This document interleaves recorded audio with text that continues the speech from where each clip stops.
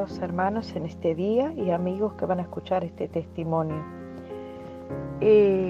Muchas veces, amados hermanos, yo creía y pensaba y discutía incluso diciendo que a Dios no le importa la vestimenta, no le interesa, solamente el corazón le importa a Dios. Esa era la palabra que siempre le daba a todas las personas y decía que estaban equivocadas diciendo que a Dios le importa la vestimenta, que eso era antiguo, que eso era fanatismo, que era religiosidad.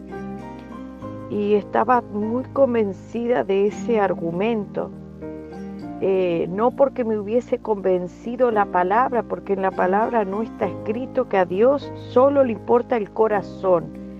Es verdad que Dios dice en su palabra que Dios quiere un corazón contrito y humillado delante de tu presencia. Eso es lo que habla respecto al corazón la palabra. Pero no dice en ningún lugar que a Dios solamente le importe el corazón, porque hay que mirar todos los versículos y toda la palabra tal cual está escrita, sin sacarle nada. Dice Apocalipsis, sin quitarle nada, porque aquel que le quitare algo, dice, su nombre le será quitado del libro de la vida. Y aquel que le añadiere, dice, las plagas que están escritas en ese libro también le serán añadidas. Pero por lo pronto yo sí le había quitado muchas partes, porque no estaba tomando en cuenta el versículo de 1 Tesalonicenses capítulo 5 y verso 23, que dice, y el mismo Dios de paz os santifique por completo. Todo vuestro ser, espíritu, alma y cuerpo sea guardado irreprensible para la venida de nuestro Señor Jesucristo. Por muchos años asistí a iglesias que decían también de la misma manera que yo decía. Por lo cual decían también que teníamos que estar vestidos físicamente, dignificando a Dios en nuestro cuerpo, como honrando a Dios. Esa era la palabra que usaba, que si yo no me vestía mejor que el mundo, no como el mundo, sino mejor que el mundo, no iba a estar de acuerdo a la altura de Dios, y que yo me tenía que vestir para Dios, maquillándome, yendo a la peluquería, poniéndome ropas muy elegantes, muy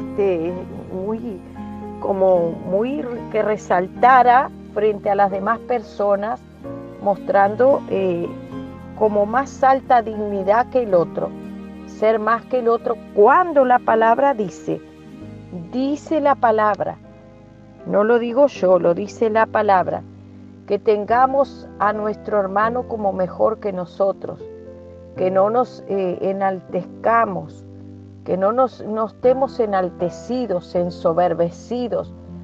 También dice la palabra que nuestra manera de vestir sea nuestra manera de vestir, que seamos decorosos, nuestra manera de vestir, que no nos peinemos con peinados ostentosos. Bueno, siempre tenía que estar yendo a la peluquería, haciéndome las uñas, pintándome los labios y poniéndome un poco de color. Y un día, cuando tuve que viajar para otro país, porque el Señor me llamó a vivir a otro país, el Señor empezó a tratar conmigo, yo empecé a buscarle porque extrañaba muchísimo y lloraba y buscaba mucho a Dios por ese motivo.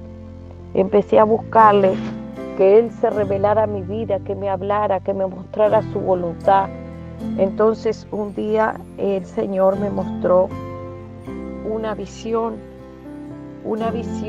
en la que yo me veía retocando un cuadro en el Museo del Louvre, un cuadro de Picasso. Así me veía yo en esa visión, retocando un cuadro de Picasso. y yo escuchaba mis propios pensamientos que decían, le pondré un poquito de color por aquí porque está desvanecido. Le añadiré color, está envejecido este cuadro y le necesita realzar sus colores. Entonces el Señor me pregunta en mi pensamiento, en mi espíritu, ¿qué le harán a tal persona que retoque un cuadro en el Museo del Louvre? Ya que Picasso es uno de los mejores y mayores, el número 1 de este mundo es Picasso. Y yo le contesté, seguramente es seguro que va a ir presa la persona que haga tal cosa. Y el Señor me dijo, mayor que Picasso soy yo, me dijo. Mayor que Picasso soy yo. Y tú, me dijo, has retocado mi obra, porque dices, cuando te pintas los labios, aquí le falta un poquito más de color, realzar el color. Y también te pintas las pestañas, los ojos, dice que tienes que realzar el color de las pestañas, que queden más realzadas. Te maquillas la cara, porque dice aquí tiene una manchita, aquí tiene ojeras, aquí hay manchas, aquí hay que tapar todo esto. Y entonces la palabra de Dios dice, hermanos, allí dice en Romanos 9:20, mas tú, hombre, ¿quién eres para que alterques con Dios?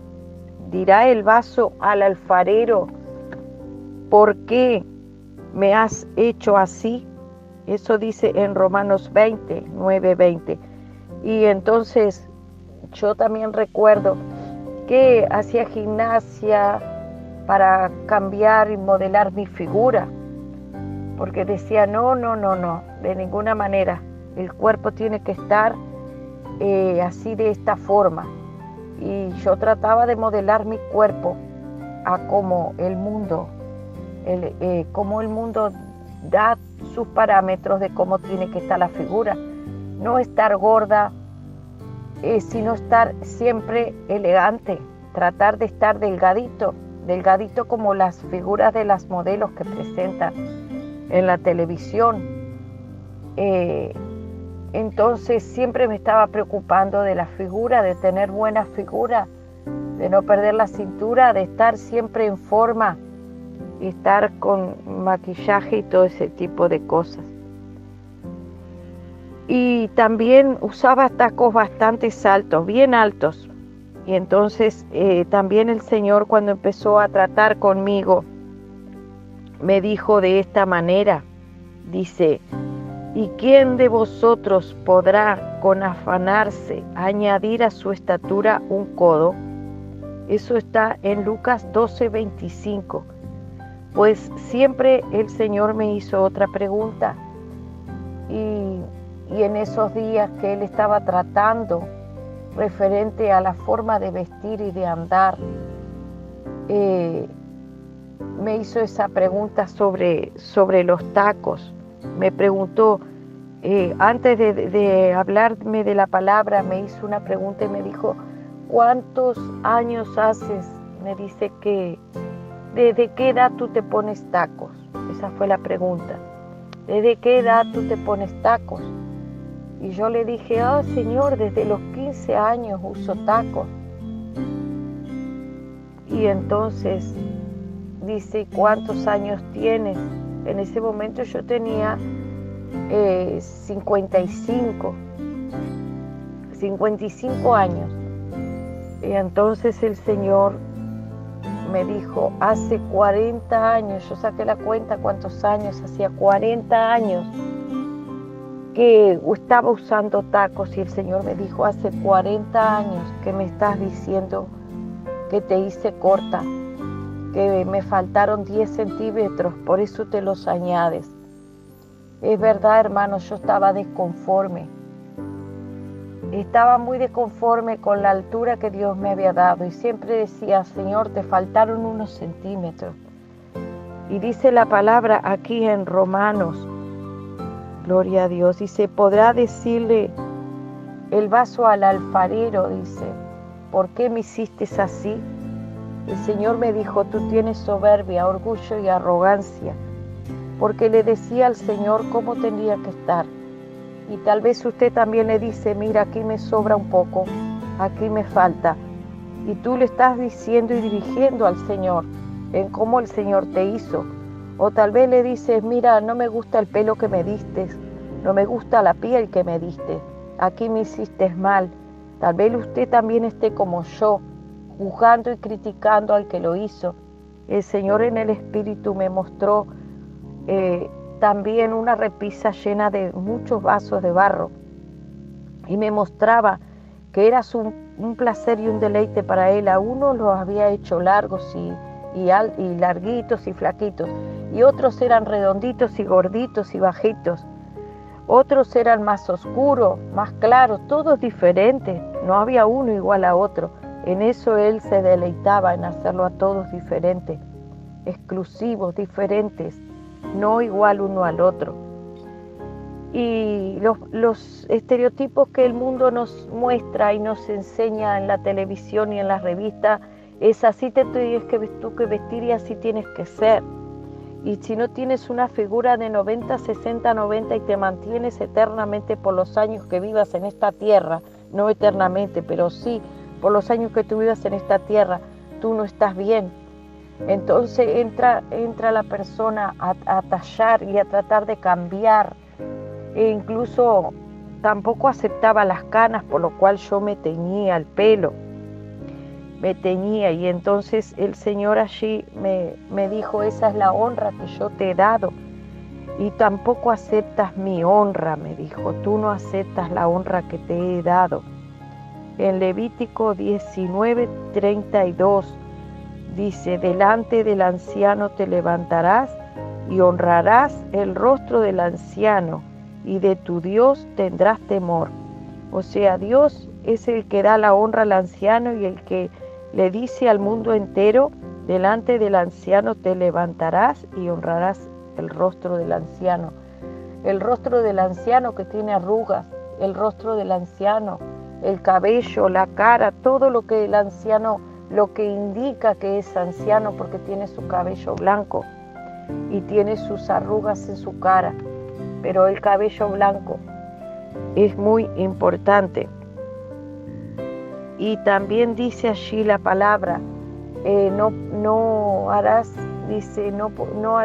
un cabello ni blanco ni negro. O sea, nosotros no podemos estar cambiándole el color a nuestro cabello, porque la palabra lo dice. Gloria a Dios. Y esa fue la enseñanza que el Señor me dio. Lloré muchísimo, hermanos, cuando el Señor me dijo hace 40 años que me estás diciendo por qué te hice así, que me faltaron centímetros. Yo te hago como yo quiero. Y la última parte de este testimonio es que también el Señor trató referente al pantalón, porque ya le digo, yo tenía eso en mi mente de que no importaba cómo tú te vistas, pero cuando empecé a buscar a Dios, un tiempo de ayuno y oración y de búsqueda a Dios, el Señor trató conmigo referente al pantalón y me hizo buscar en el internet, me hizo buscar en la historia, porque nadie se ha preguntado de dónde salió el pantalón. Entonces fui a buscar en la historia y encontré que una mujer de la Revolución Cubana fue la primera mujer, una de las primeras mujeres que se puso pantalón. También cuando los hombres fueron a la guerra, las mujeres usaban vestidos largos. Y entonces la mujer se puso el pantalón del esposo. Todos los hombres dijeron, nosotras también podemos. Eso fue aquí en los Estados Unidos. Nosotras también podemos. Y se pusieron los pantalones y fueron a la construcción y a hacer los trabajos de hombre, porque no había hombres. Los hombres habían ido a la guerra, había muy pocos hombres, eran jovencitos o eran personas lisiadas que no podían ir a la guerra.